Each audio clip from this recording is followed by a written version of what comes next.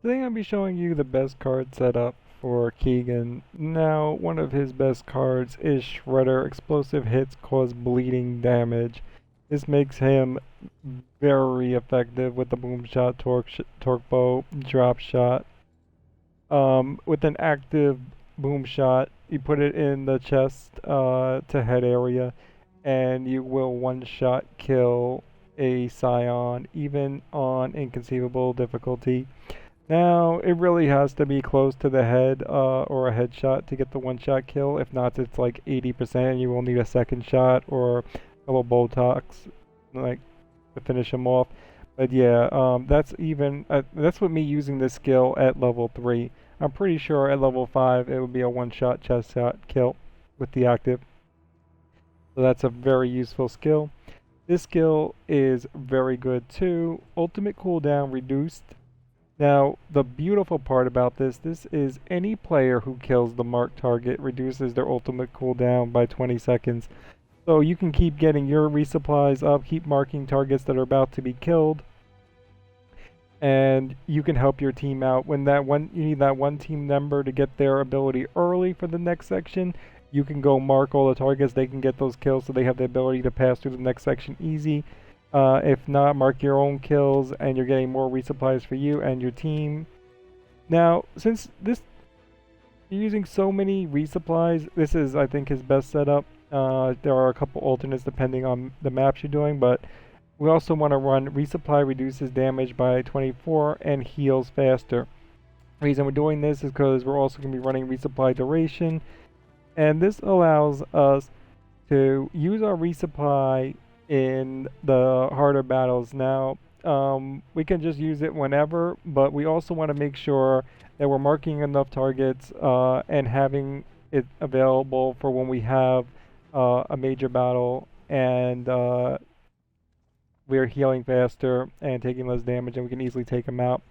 Obviously, as stated, this just increases the duration of our resupply.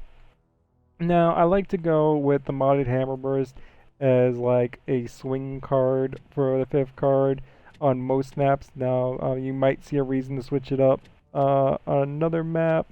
Maybe go with the custom snub. You're not using your resupply more in key situations or whatever. But I feel like I get like at least three resupplies on average per map.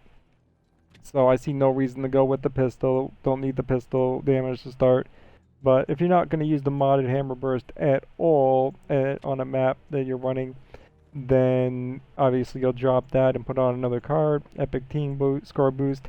I only use that when going for leaderboard times if I'm the one picking up tags, or if everybody's going to individual rooms and I have to pick up tags.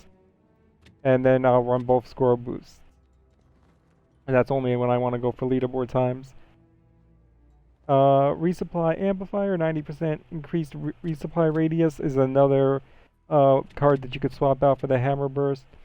If you're not picking it up right away and you're saying going for a long shot and the boom shot or whatever, that will allow you to have a very large radius and engage in major fights safely. 28% resistant to explosive damage. I mean, it helps a little, but I mean, it's more of a noob card. I mean, it's not a bad card, but there's not too much explosives that you get hit with.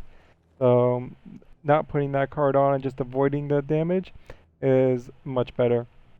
Resupply speeds reloading by 40%. Also, not really a good card. Take it from somebody who gets the most active reloads in most of their matches. Like, I always get that card. 80+% of the time, gets most active reloads in a match. When you speed up the reloading, you don't know that timing. It's not muscle memory. It's not like you don't know exactly when to hit it. You're going to mess up other people. You're not getting actives. Leave that card alone. You don't need it. This is another swing card. You can get the headshots with the pistol, so it's not a bad card. It really depends on the map you're playing. But that increases your pistol damage. Mark 5 additional targets, really stupid. I get 3 plus resupplies per match. So, I mean, all you gotta do is mark targets before you kill them. about 80% of your targets when you're looking to get that resupply up, and you're good. You don't need 5 additional targets. Ridiculous.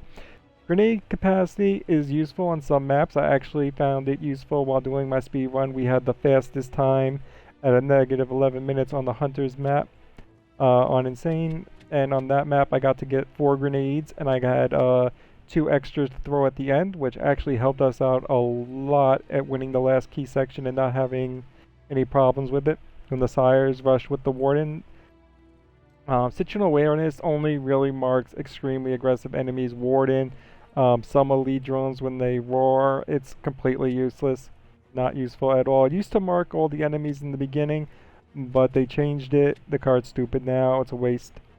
Score boost, obviously, and resupply increases by 13% per teammate. It's not really useful once you get these other cards. It's a better starting card. This is the ideal setup that you'll want to go for. I mean, obviously, until you get that, some of these other cards aren't bad, like the custom snub. Increased radius is okay. Explosive damage is okay. Score boosts are okay until you get him, and the resupply increased by teammate is okay. And that is Keegan. I hope that helps.